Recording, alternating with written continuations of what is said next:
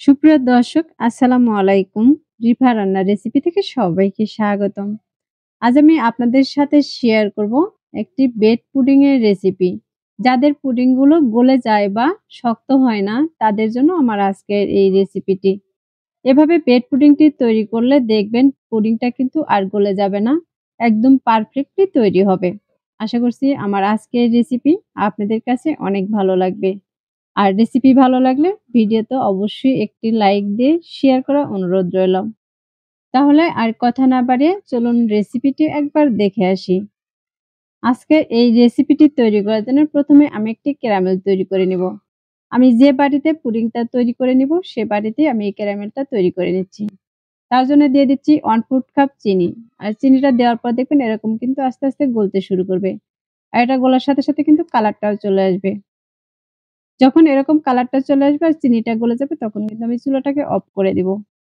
আমি এ পর্যায়ে চুলাটাকে অফ করে দিয়ে আরো কিছুক্ষণ এভাবে নেড়ে নিব। তাহলে দেখবেন এটা কিন্তু আরো খুব সুন্দর কালার চলে আসবে। আমার এই ক্যারামেলটা কিন্তু এখন তৈরি করা হয়ে গেছে। এটাকে সাইডে রেখে দিচ্ছি। আর এই পুডিংটা তৈরি করার জন্য আমি এখানে কয়েক পিস ব্রেড নিয়েছি। আর এখন এগুলোকে আমি ছোট, ছোট পিস করে কেটে নিব।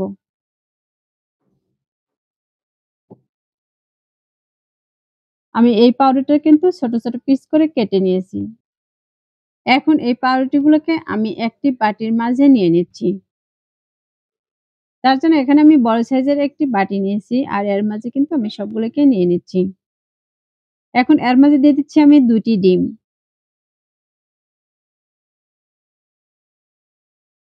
দিয়ে দিচ্ছি স্বাদ মতো লবণ বা সামান্য পরিমাণে লবণ।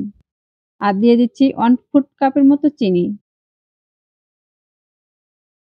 তার সাথে দিয়ে দিচ্ছি ১ কাপ পরিমাণে লিকুইড দুধ।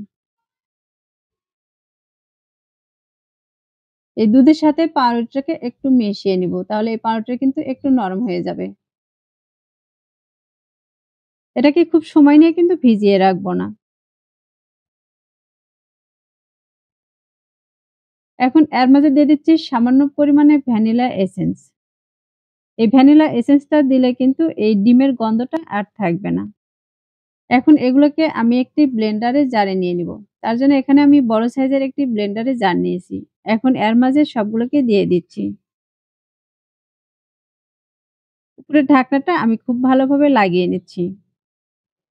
আর এটাকে আমি ১ মিনিটের মতো ব্লেন্ড করে নিব। এবার ১ মিনিটের মতো ব্লেন্ড করে নিয়েছি আর এটাকে দেখিয়ে দিচ্ছি। দেখতে পাচ্ছেন এটা কিন্তু খুব সুন্দরভাবে ব্লেন্ড করা হয়ে গেছে। এখন আমি যে ক্যারামেলটা তৈরি করে রেখেছিলাম সেই বাটিটা নিয়ে নিচ্ছি। আর দেখতে পাচ্ছেন এই ক্যারামেলটা কিন্তু অনেকটা সেট হয়ে গেছে। উপর থেকে কিন্তু আর হাতের সাথে লেগে যাচ্ছে না। এখন এই বাটির উপরে আমি একটি ছাঁকনি দিয়ে দিচ্ছি। আমি পুডিংটা তৈরি করার জন্য যে বেডটা বানিয়ে রেখেছিলাম সেগুলোকে এই ছাঁকনির সাহায্যে ছেঁকে নিব। এভাবে ছেঁকে নিলে কিন্তু এই পুডিংটা খুবই সুন্দর হবে।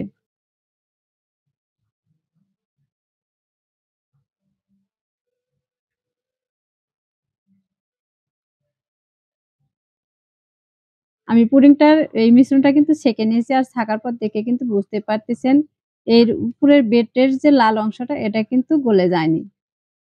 এই দানাগুলোকে যদি এই পুডিং এর ভিতরে দেওয়া হয় তাহলে এই পুডিংটা কিন্তু খুব ভালোভাবে সেট হবে না। এই পুডিংটা সেট করার জন্য আমি চুলায় একটি ফ্রাই প্যানে পানি দিয়ে একটি কাপড় দিয়ে দিচ্ছি। তাহলে পুডিং এর বাটিটা কিন্তু আর নড়ে যাবে না। এখন আমি পুডিং এর বাটিটা দিয়ে দিচ্ছি।